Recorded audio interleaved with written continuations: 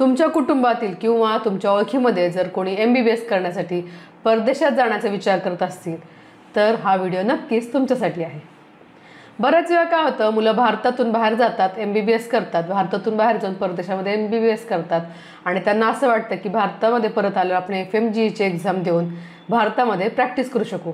पण जर ही एक्झाम त्यांना FMGE ची एक्झाम त्यांना देता आली नाही किंवा ते एक्झाम देऊ शकले नाहीत तर हा त्यांच्या भविष्याचा प्रश्न आहे। म्हणूनच हा व्हिडिओ तुम्ही शेवटपर्यंत नक्की बघा। नमस्कार, मी स्वाती साळवी, मेडिकल करियर गायडन्समध्ये आपलं स्वागत। मागच्या आठवड्यामध्ये NMC ने जी मुलं MBBS करण्यासाठी परदेशात जातात त्यांच्यासाठी व त्यांच्या पालकांना सावध करण्यासाठी एक नोटीस जाहीर केली आहे। अगोदर आपण NMC म्हणजे काय जाणून घेऊयात। NMC म्हणजे नॅशनल मेडिकल काउन्सिल म्हणजेच राष्ट्रीय वैद्यकीय आयोग। ही एक भारतातील वैधानिक संस्था आहे जी वैद्यकीय शिक्षण, वैद्यकीय व्यवसाय, वैद्यकीय शिक्षण आणि संशोधन संस्था यांचे नियमन करते। आपल्या सगळ्यांनाच माहिती आहे की भारताबाहेर परदेशात जाऊन जर आपण MBBS केलं तर भारतामध्ये येऊन आपल्याला FMGE ची एक्झाम पास होऊनच भारतामध्ये प्रॅक्टिस करता येते। मागच्या आठवड्यामध्ये NMC ने एक नोटीस जाहीर केली आहे। त्या नोटीसीकडे जर या विद्यार्थ्यांनी किंवा त्यांच्या पालकांनी दुर्लक्षित केलं तर त्यांचं भविष्य धोक्यात येऊ शकते।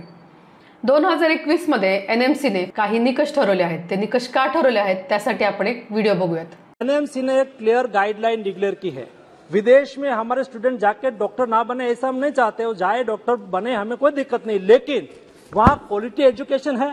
कई कंट्री ने क्या करके रखा है, यहाँ से स्टूडेंट को वहाँ ले जाते हैं, नर्स के रूप में उसको काम करवाते हैं और सर्टिफिकेट दे देते हैं कि हम आपको डॉक्टर बना दिया, लेकिन वहाँ उसको प्रैक्टिस की परमिशन नहीं देते हैं।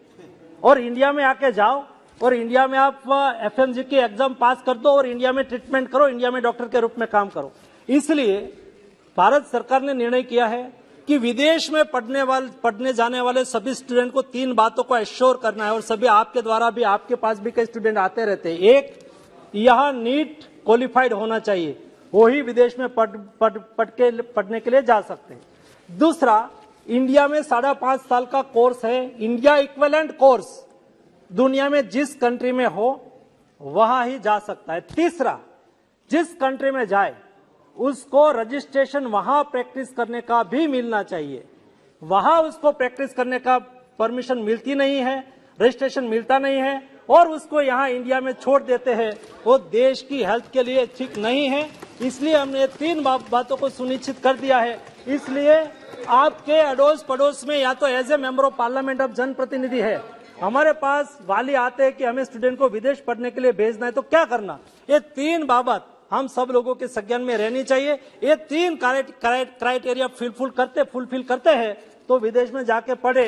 और आता तुमच्या लक्षात आलेच असेल की NMC ने 2021 मध्ये जे गॅझेट प्रसारित केले त्यामध्ये FMGE एक्झामसाठी हे निकष का लागू केले आहेत। आता आपण पाहूया 2021च्या गॅझेट प्रमाणे NMC च्या गाइडलाइन्स काय आहेत ते। परदेशातील MBBS कॉलेजचा अभ्यासक्रम हा भारतीय अभ्यासक्रमाप्रमाणेच असला पाहिजे। नंबर 1, परदेशातील MBBS चा कालावधी हा 5.5 वर्षांचा असला पाहिजे। त्यातील 4.5 वर्ष हे वैद्यकीय शिक्षण आणि 1 वर्ष हे इंटर्नशिपचे असले पाहिजे। नंबर 2, इंटर्नशिप ही कॉलेजशी संलग्न असलेल्या हॉस्पिटलमध्येच करावी लागणार आहे। जर अशा ठिकाणी आपली इंटर्नशिप झाली नाही तर तुम्ही FMGE एक्झामसाठी ग्राह्य धरले जाणार नाहीत। नंबर 3, MBBS चा अभ्यासक्रम हा भारतीय अभ्यासक्रमाप्रमाणेच असला पाहिजे। हा भारतीय अभ्यासक्रमाशी मॅच होणं आवश्यक आहे। 4, परदेशातील MBBS शिक्षण हे इंग्लिशमध्ये देणं आवश्यक आहे। ते जर त्यांच्या लोकल लँग्वेजमध्ये दिले असेल तर ते ग्राह्य धरले जाणार नाही। नंबर 5, MBBS चा कोर्स परदेशामध्ये पूर्ण झाल्यानंतर त्या युनिव्हर्सिटीने तेथे शिक्षण घेतलेल्या भारतीय विद्यार्थ्यांना त्यांच्या देशातील नागरिकांप्रमाणेच त्यांच्या देशामध्ये प्रॅक्टिस करण्यासाठी आवश्यक असणारे लायसन्स देणे आवश्यक आहे, जेणेकरून भारतातील विद्यार्थी तेथे शिक्षण घेतल्यानंतर जर त्यांना गरज वाटली तर तेथे प्रॅक्टिस करतील। मागच्या आठवड्यातील नोटीसद्वारे NMC ने पालकांना व विद्यार्थ्यांना पुन्हा एकदा सावध केले आहे, कारण त्यांच्यात असे लक्षात आले आहे की बरेच देश ज्यामध्ये भारतातील विद्यार्थी MBBS साठी जातात व ते देश NMC ने प्रसारित केलेल्या गाइडलाइन्सला फॉलो करत नाहीत। हे माहीत असून देखील जर विद्यार्थी तिथे जाऊन शिक्षण घेत असतील आणि भारतामध्ये परत आल्यावर NMC गाइडलाइन्समध्ये त्रुटी आढळल्यास NMC त्या विद्यार्थ्यांना FMGE एक्झाम परीक्षेला बसू देणार नाही।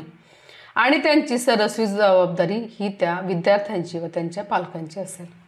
त्यामुळे तुम्ही जर परदेशामध्ये MBBS शिक्षणासाठी जाण्याचा विचार करत असाल किंवा ॲडमिशन घेतलेले असेल तर या व्हिडिओमध्ये सांगितलेले NMCच्या गाईडलाईन तुमचा मुलगा किंवा मुलगी ज्या कॉलेजमध्ये शिकत आहे तेथे फॉलो केली जाते याची खात्री करून घ्या, नाहीतर भविष्यामध्ये अडचणीला सामोरे जाऊ लागू शकते आणि हा आपल्या पाल्याच्या भविष्याचा प्रश्न आहे।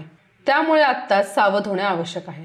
आठवड्यातून एकदा NMCच्या गाईडलाईनबद्दल नवीन व्हिडिओ आम्ही घेऊन येणार आहोत।